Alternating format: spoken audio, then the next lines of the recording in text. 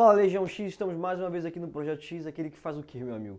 Multiplica as suas chances de aprovação. Galera, eu sou o Knup, nós estamos de volta com a nossa série Economics e hoje nós começamos a falar sobre política monetária. Mas antes deixa eu situar você melhor para que você não se esqueça de algumas coisas que são importantes. Em primeiro lugar, tu tem que curtir esse vídeo e compartilhar esse vídeo nas suas redes sociais. É importante, ajuda a gente, para você custa muito pouco. Aliás, não custa nada.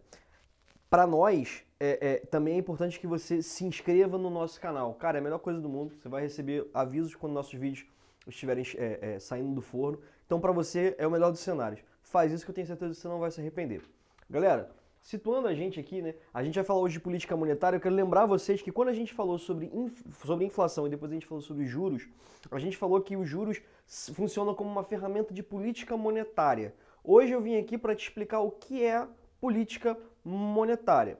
Política monetária, junto com a política fiscal e com a política cambial, formam, digamos assim, os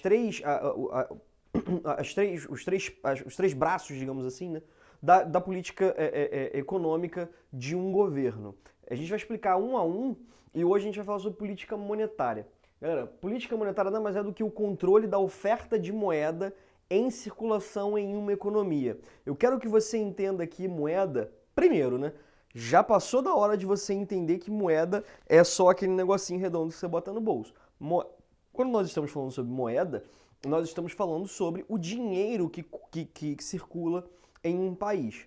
E veja bem, gente, isso é importante porque não é só o papel moeda, não é só aquela moedazinha lá que você coloca no bolso, mas também é, por exemplo, o dinheiro que você tem em conta corrente. Aquilo ali não deixa de ser moeda. Moeda nada mais é do que a liquidez de um determinado ativo, ou seja, de um determinado, por assim dizer, de um determinado produto. Por exemplo, você está aí me assistindo, você está me assistindo em um celular ou em um computador. Isso é um ativo. Isso que você está aí na mão usando para me ver, isso é um ativo. Isso custa dinheiro. E se você vender esse ativo, ele se torna líquido, ou seja, ele se torna dinheiro, seja na sua conta, seja no seu bolso. Agora parou. Qual é a diferença óbvia entre o dinheiro e esse ativo que está na sua mão? Claro, o ativo que está na sua mão ele tem uma função que o dinheiro não tem, né? Para isso a gente compra as coisas, isso é evidente. Além disso, esse ativo que você tem na mão, ele demora para se tornar líquido. Ele tem uma liquidez, digamos, média. Liquidez aqui é o tempo em que demora para um ativo se tornar dinheiro. Então, por exemplo, você pega uma casa, por exemplo. Uma casa, o investimento em imóvel é um investimento muito bom, porque ele tende a se valorizar com o tempo. Qual é o problema? Se você precisar de dinheiro do dia para a noite, você vai ter um problema para vender o seu imóvel, se você precisar de dinheiro vivo. Então isso é liquidez de um ativo, a capacidade de um ativo de se tornar dinheiro. Quando você está falando da oferta de moeda em um país, isso significa que o governo via de regra nas economias abertas ou nas economias mistas, enfim, ele vai abrir o olho para o que está acontecendo no mercado e vai tentar definir em que momento nós estamos do ciclo econômico. Então, uma política monetária se faz a partir desse diagnóstico. Em que momento nós estamos do ciclo econômico? Nós até aqui estamos trabalhando com aquela ideia, né? Ou você está em um momento de expansão do consumo e, portanto, de crescimento da economia, que normalmente, como a gente falou, tende a levar à inflação, ou então você está no momento de recessão da economia, que tende a levar ao desemprego e à deflação.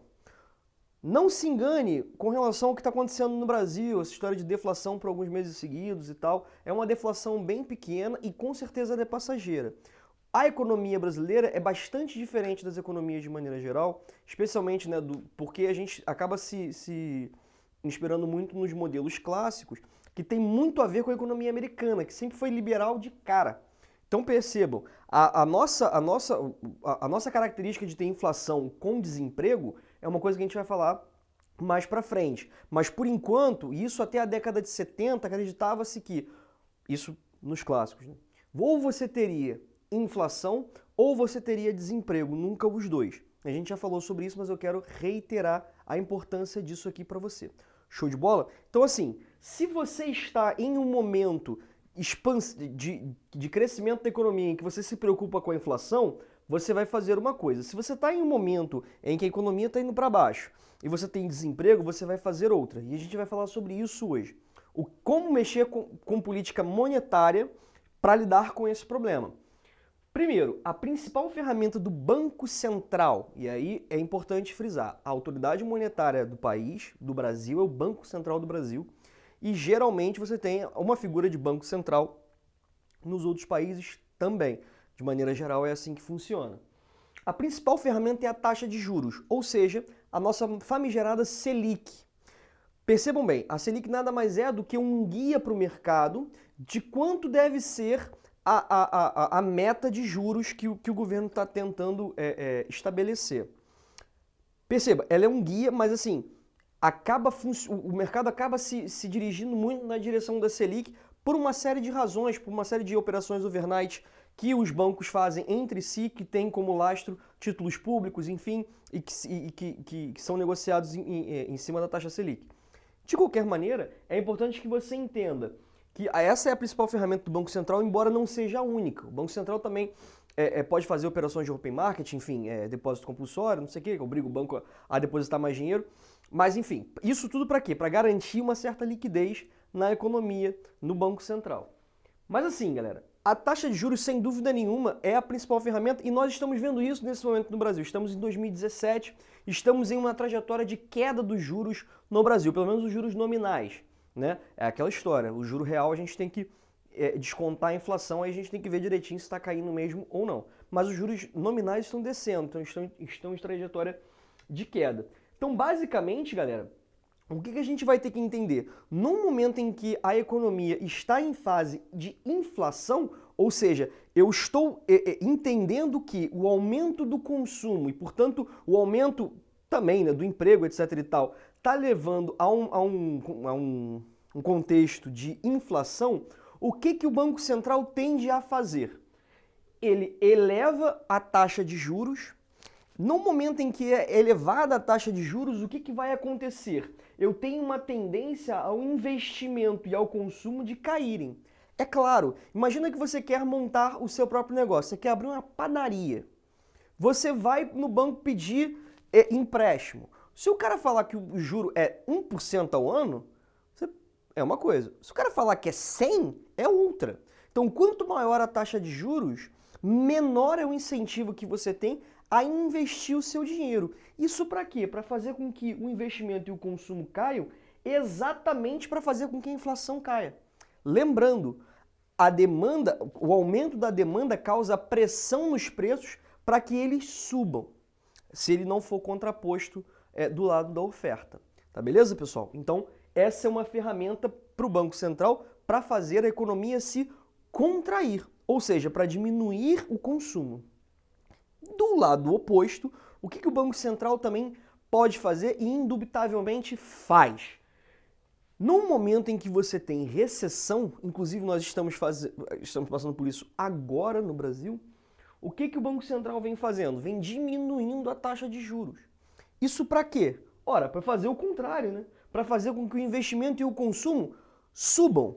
Isso porque, claro, eu falei aqui do investimento, mas o consumo é a mesma coisa. Os juros de cartão de crédito, etc e tal, estão embutidos nas compras que você faz a prazo. Você comprou lá sua geladeira, sua cama, não sei o quê, em 10 vezes.